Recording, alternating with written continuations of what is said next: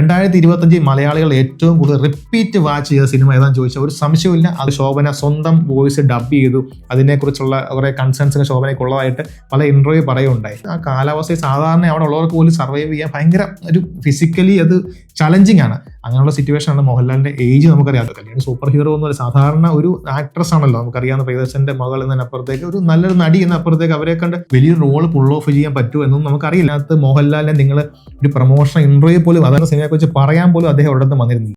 2025 ശരിക്കും മലയാള സിനിമയുടെ ഒരു സുവർണ്ണ കാലഘട്ടം എന്നൊക്കെ പറയും. 1000 കോടിക്ക് മേളിലൊക്കെ കളക്ഷൻ നേടിയ ഒരു വർഷമാണ്. ഒരു പെർട്ടിക്കുലർ സിനിമയല്ല, പല സിനിമകൾ, അതായത് 3-4 സിനിമകൾ, 100 കോടി 200 കോടി 300 കോടി അങ്ങനെ 3-4 സിനിമകൾ, പിന്നെ ചെറിയ പടങ്ങളൊക്കെ ചേർന്ന് 1000 കോടിക്ക് മേളിൽ ഒരു കളക്ഷൻ നേടുന്ന ഒരു ചെറിയ ഇൻഡസ്ട്രിയാണ് കേരളം എന്ന് മനസ്സിലാക്കണം. അവിടെ ഇത്രയും കോടി കളക്ഷനൊക്കെ നേടുക എന്ന് വെച്ചാൽ വലിയ കാര്യം തന്നെയാണ്. മഞ്ഞുമൽ ബോയ്സ് തുടങ്ങി വെച്ച ഒരു ട്രെൻഡാണ് ഈ വർഷം ഇങ്ങനെ നീണ്ടു നിൽക്കുന്നത്. ഇപ്പോഴും അത് ലോക നിലവാരമുള്ള, ലോകത്ത് മൊത്തം ആളുകൾക്കെല്ലാം മലയാളികളെ ഇപ്പോഴും പുകഴ്ത്തി പറയുന്ന രീതിയിലുള്ള ഒരു വിജയങ്ങളാണ് സംഭവിച്ചുകൊണ്ടിരിക്കുന്നത്. പക്ഷെ നമ്മൾ കാണുന്ന ഇത്തരം വിജയങ്ങളുടെ ഈ ഒരു സിൽവർ സ്ക്രീനിന്റെ നമ്മൾ കാണുന്ന ഏറ്റവും മനോഹരമായ വിഷ്വൽസിന്റെ മ്യൂസിക്കിന്റെ പുറകെയുള്ള എഫേർട്ടുകൾ എന്ന് കേട്ടാൽ നമ്മൾ അതിന്റെ ഒരു സ്ട്രെയിൻ കേട്ടാൽ ശരിക്കും ഞെട്ടിപ്പോ. അത്രയും ആളുകൾ കഷ്ടപ്പെട്ട്, അതായത് ഒരു താരങ്ങൾ ഉറക്കമില്ലാത്ത രാത്രികളൊക്കെ ആയിട്ട്, അല്ലെങ്കിൽ കുറെ ദൂരെയുള്ള യാത്രകൾ, പ്രതികൂല കാലാവസ്ഥ, പ്രതികൂല സാഹചര്യങ്ങൾ, ജീവൻ പണയം വെച്ചുള്ള സംഘടനാ രംഗങ്ങൾ, അങ്ങനെയുള്ള വലിയ ടെക്നിക്കൽ പ്രശ്നങ്ങൾ, ഇതിനെയൊക്കെ അതിജീവിച്ചാണ് ഒരു സിനിമ എന്ന സാധനം നമ്മൾ 2.5 മണിക്കൂർ സിൽവർ സ്ക്രീനിൽ എത്തുന്നത്. നമുക്ക് വേണമെങ്കിൽ അത് ഇഷ്ടപ്പെടാതിരിക്കാം, അഭിപ്രായം പറയാതിരിക്കാം, അതൊക്കെ ഉണ്ടെങ്കിൽ പോലും ഇതിന്റെ പുറകിലെ എഫേർട്ട് എന്ന് പറയുന്ന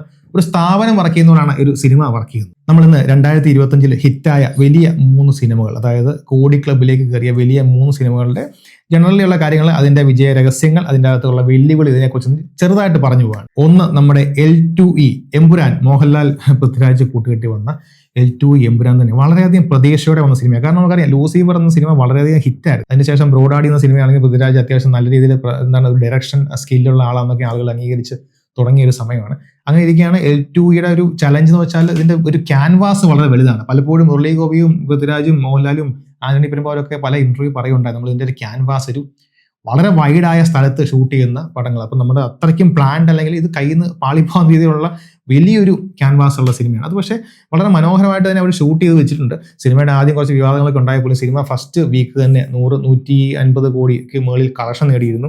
അത് വളരെ വലിയ ബജറ്റിൽ 300 കോടി 250-300 കോടി അടുപ്പിച്ച് സിനിമ കളക്ഷൻ നേടി. അതിന് ഏറ്റവും വലിയ വിജയം സിനിമയുടെ ഒരു പ്രൊഡക്ഷൻ ക്വാളിറ്റി തന്നെയാണ്. നമ്മൾ അതിനകത്ത് ഒരു സിനിമാറ്റിക് ക്വാളിറ്റി അവർ ഷൂട്ട് ചെയ്ത് വെച്ചിരുന്നു. മോഹൻലാൽ എന്ന നടന്റെ സ്ക്രീൻ പ്രസൻസ്, അതുപോലെ നമ്മൾ ഹോളിവുഡ് സിനിമകൾ കാണുന്ന പോലത്തെ സീനുകൾ, അങ്ങനത്തെ ഗംഭീരമായ ചില സീനൊക്കെ ഉണ്ടായിട്ടാണ് ഈ സിനിമ ഇത്രയും ലെവലിലേക്ക് എത്തിയത്. പക്ഷേ ഇതിന്റെ പുറകിൽ ഭയങ്കര ചലഞ്ചിങ് ആയ സിറ്റുവേഷൻ ഉള്ളതായിട്ട് പല ഇന്റർവ്യൂകളിലും പൃഥ്വിരാജ് മോഹൻലാലൊക്കെ പറയുണ്ടായി. അതായത് ഒന്ന് പറയുന്നത്, റഷ്യയിലെ -ഡിഗ്രി തണുപ്പുള്ള ഒരു സ്ഥലത്ത് മോഹൻലാൽ മണിക്കൂറുകളോളമാണ് ഒരു ഷോട്ടിന് വേണ്ടി കാത്തു നിന്നത്. അതായത് ആ കാലാവസ്ഥയിൽ സാധാരണ അവിടെ ഉള്ളവർക്ക് പോലും സർവൈവ് ചെയ്യാൻ ഭയങ്കര ഒരു ഫിസിക്കലി അത് ചലഞ്ചിങ് ആണ്. അങ്ങനെയുള്ള സിറ്റുവേഷനാണ്. മോഹൻലാലിന്റെ ഏജ് നമുക്കറിയാം, അദ്ദേഹം ഇത്ര ചെറുപ്പക്കാരൻ അഭിനയിച്ചാലും നമുക്കറിയാം അദ്ദേഹം ഒരു 60+ ഏജുള്ള മനുഷ്യനാണ്. അദ്ദേഹം ആ പ്രായത്തിലും കോസ്റ്റ്യൂം ഒക്കെ ഇട്ട് മേക്കപ്പ് ഒക്കെ ഇട്ട് ഷോട്ടിന് വേണ്ടി ഇരിക്കാൻ കാണിക്കുന്ന ഡെഡിക്കേഷൻ, അതുപോലെ തന്നെ ആ ക്രൂ, ആ ക്യാമറ ടീം, അവിടെ ഉള്ള പ്രൊഡക്ഷൻ ടീമുകൾ, ഈ പറഞ്ഞ ഡയറക്ഷൻ ടീമുകൾ, എല്ലാ ആൾക്കാരും ഇത്രയും എഫേർട്ട് ഇട്ടുകൊണ്ടാണ് സിനിമ ഇത്ര മനോഹരമായിട്ട് എല്ലാവരുടെയും മുന്നിലേക്ക് എത്തിയത് എന്നാണ് പറഞ്ഞു വന്നത്. അതുപോലെ L2-നകത്ത് വന്ന പല ഫൈറ്റ് സീക്വൻസുകളിലൊക്കെ മോഹൻലാൽ ഡ്യൂപ്പ് ഇല്ലാതെയാണ് അഭിനയിച്ചിരിക്കുന്നത്. അതിന്റെയൊക്കെ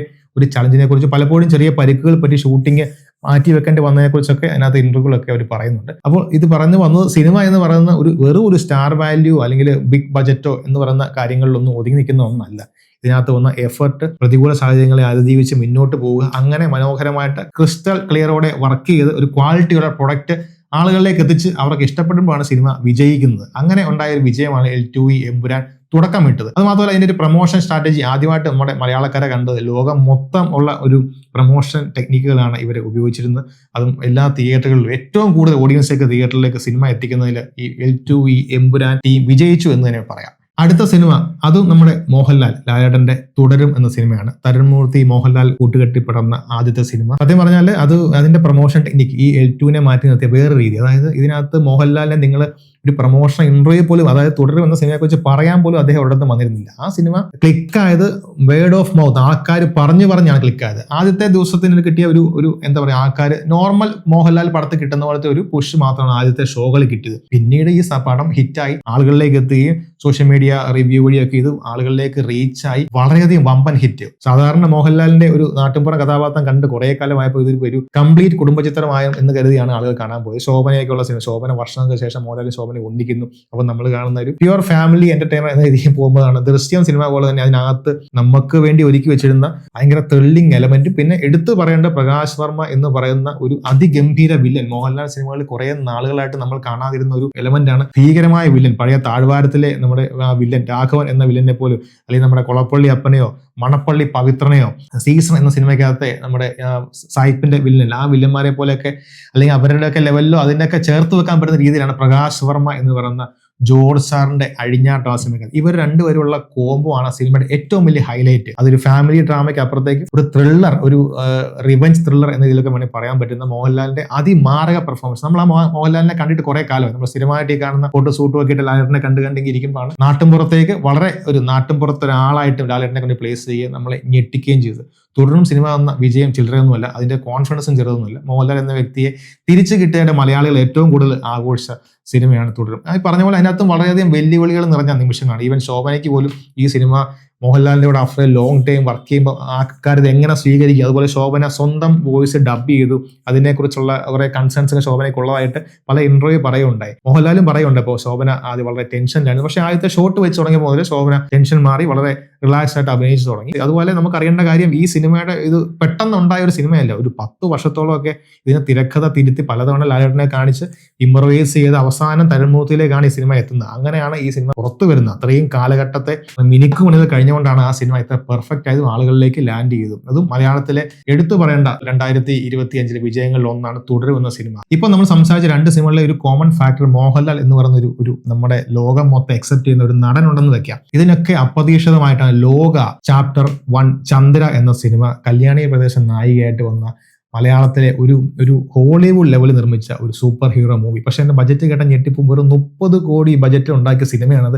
ആ 30 കോടി ബജറ്റിൽ നിന്ന് 300 കോടിക്ക് മുകളിൽ കളക്ഷൻ നേടുക എന്ന് പറയുമ്പോൾ ആ സിനിമയുടെ റേഞ്ച് നിങ്ങൾ നോക്കണം. 2025 മലയാളികൾ ഏറ്റവും കൂടുതൽ റിപ്പീറ്റ് വാച്ച് ചെയ്ത സിനിമ ഏതാണെന്ന് ചോദിച്ചാൽ ഒരു സംശയമില്ല, അത് ഈ പറഞ്ഞ ലോക തന്നെയാണ്. ഉണ്ടാക്കിയ ട്രെൻഡ് ചെറുതൊന്നുമല്ല. കാരണം അത് എല്ലാ ജനറേഷനിലേക്ക് എത്തി. മലയാളികൾക്ക് പ്രത്യേകിച്ച് നമ്മുടെ മിത്ത്, നമ്മുടെ പഴയ ഐതിഹ്യങ്ങളൊക്കെ അറിയാവുന്നവർക്ക് ഭയങ്കരമായിട്ട് കണക്ട് ആയ ഒരു സിനിമയാണ് ലോക. ഒരു ബാക്കിയുള്ള പുതിയ സിനിമാ സംവിധായകന്മാർക്കും പ്രൊഡ്യൂസേഴ്സിനും ഒക്കെ ഒരു പുതിയ ഉണർവാണ് നൽകിയത്. അതിന് ഏറ്റവും എടുത്തു പറയേണ്ട കാര്യം, ഡൊമിനിക് അരുൺ എന്ന് പറയുന്ന സംവിധായകനെ ദുൽഖർ സൽമാൻ എന്ന് പറയുന്ന പ്രൊഡ്യൂസറെ വിശ്വസിച്ച് അവരെ അങ്ങ് ഏൽപ്പിച്ചു വിട്ടു എന്ന് തന്നെയാണ് എടുത്തു പറയേണ്ടത്. കല്യാണി പ്രദേശന്റെ അപാര പെർഫോമൻസ്. ആ character Kalyani Kalyani super hero എന്നൊരു സാധാരണ ഒരു ആക്ട്രസ് ആണല്ലോ. നമുക്കറിയാവുന്ന പ്രദേശന്റെ മകൾ എന്നതിനപ്പുറത്തേക്ക് ഒരു നല്ലൊരു നടി എന്നപ്പുറത്തേക്ക് അവരെ കണ്ട് വലിയൊരു റോള് പുൾ ഓഫ് ചെയ്യാൻ പറ്റുമോ എന്നൊന്നും നമുക്കറിയില്ല. പക്ഷെ ഈ സിനിമയ്ക്കകത്ത് കല്യാണിയുടെ പെർഫോമൻസ് ഔട്ട്സ്റ്റാൻഡിംഗ് ആണ്. ആ സിനിമയുടെ വൺ ഓഫ് ദി എടുത്തു പറയേണ്ട എലമെന്റ് കല്യാണി തന്നെയാണ്. അത് കൂടാതെ അതിനകത്ത് വന്ന താരനിര, നമ്മുടെ കുറച്ചു നേരത്തേക്കാണെങ്കിലും വന്നു പോയ ദുൽഖർ സൽമാൻ, പിന്നെ അതിനകത്ത് ചാത്തനായിട്ട് വന്ന ടൊവിനോ തോമസ്. ആ സിനിമയുടെ വിജയം നൽകുന്ന മുന്നോട്ട് പോകുന്ന ആ സിനിമയുടെ 2, 3, 4 ഒക്കെ ചാപ്റ്ററുകൾ വരാൻ പോവുകയാണ്. അടുത്ത് ടൊവിനോ തോമസിന്റെ ഒരു ചാത്തൻ എന്ന സിനിമയാണ് അടുത്ത് വരാൻ പോകുന്നത്. അപ്പോൾ സ്വാഭാവികമായിട്ട് ക്യാൻവാസ് മാറി. ഈ വിജയം സ്വാഭാവികമായിട്ടും അടുത്ത സിനിമയെ കുറച്ചുകൂടെ കൂടുതൽ ലെവലിലേക്ക് വളർത്തി അതിനൊരു മോർ ദാൻ ഇപ്പൊ കണ്ടതിനേക്കാളും കൂടുതൽ ഇന്റർനാഷണൽ സ്റ്റാൻഡേർഡിലേക്ക് അത് വളർത്തും എന്ന കാര്യത്തിൽ ഒരു സംശയമില്ല.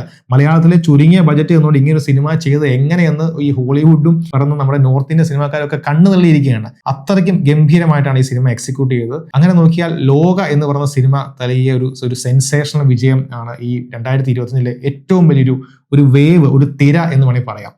അങ്ങനെ പറഞ്ഞു വന്നാൽ എമ്പുരാൻ എന്ന സിനിമയിലെ കഷ്ടപ്പാടും തുടരും എന്ന സിനിമയിലെ മറ്റേ നമുക്ക് ഉണ്ടായ ഒരു ഇമോഷണൽ കണക്റ്റും അല്ലെങ്കിൽ ലോകയിലുണ്ടായ ടെക്നിക്കൽ വെല്ലുവിളികളും ഒക്കെ അതിജീവിച്ച് നമ്മൾ ഒരു വലിയൊരു സിനിമ ക്യാൻവാസിലേക്ക് മലയാള സിനിമയെ പ്രൊജക്ട് ചെയ്യാൻ പറ്റി.